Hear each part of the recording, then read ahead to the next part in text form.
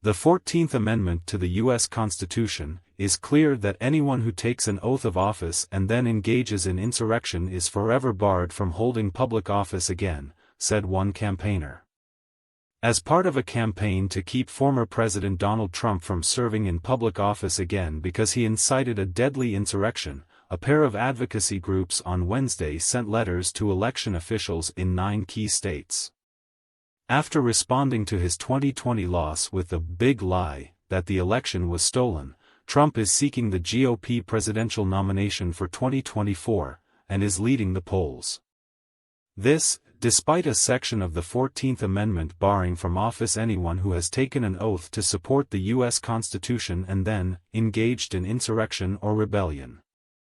The evidence is overwhelming that Donald Trump incited and mobilized the insurrection on January 6, 2021, at our nation's capital, said Alexandra Flores-Quilty, campaign director at Free Speech for People, FSFP.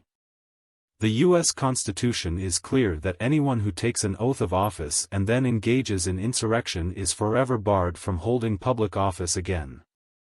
Election officials must carry out their duty, follow this constitutional mandate, and bar Trump from the ballot.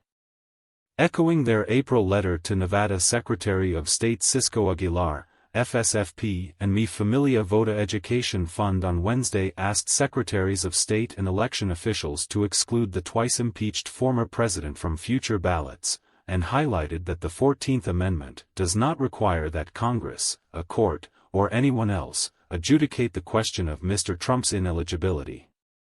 The new letters were sent to California Secretary of State Shirley Weber, Colorado Secretary of State Jenna Griswold, Georgia Secretary of State Brad Raffensperger, Massachusetts Secretary of the Commonwealth William Francis Galvin, Michigan Secretary of State Jocelyn Benson, New York State Board of Elections co-chairs Peter Kaczynski and Douglas Kellner, Oregon Secretary of State Lavon Griffin Valad, Pennsylvania Secretary of the Commonwealth Al Schmidt, and members of the North Carolina State Board of Elections.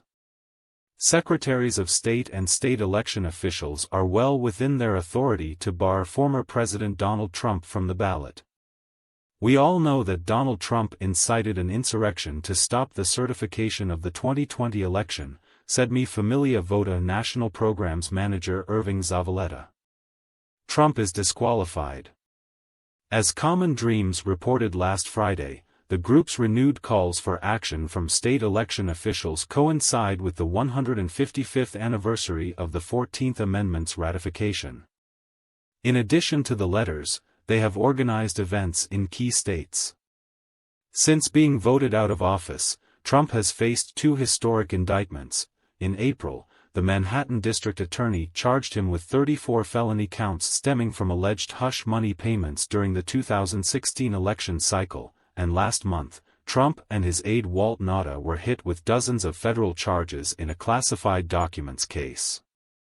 The latter is being led by special counsel Jack Smith, whom U.S. Attorney General Merrick Garland appointed last year after Trump launched his 2024 campaign. Smith is also responsible for investigating Trump's role in the insurrection, which could result in more charges. While the U.S. Justice Department, along with state and local authorities, must hold Donald Trump accountable for all crimes that he has committed, secretaries of state and chief election officials across the country must carry out their responsibility to follow the mandate of the Constitution and the insurrectionist disqualification clause and bar Trump from any future ballot, declared FSFP President John Bonifaz. Criminal prosecutions will establish Trump's liability under the law, Bonifaz added. But the enforcement of Section 3 of the 14th Amendment against Trump will ensure that our republic is protected and that this insurrectionist-in-chief is forever disqualified from holding any future public office.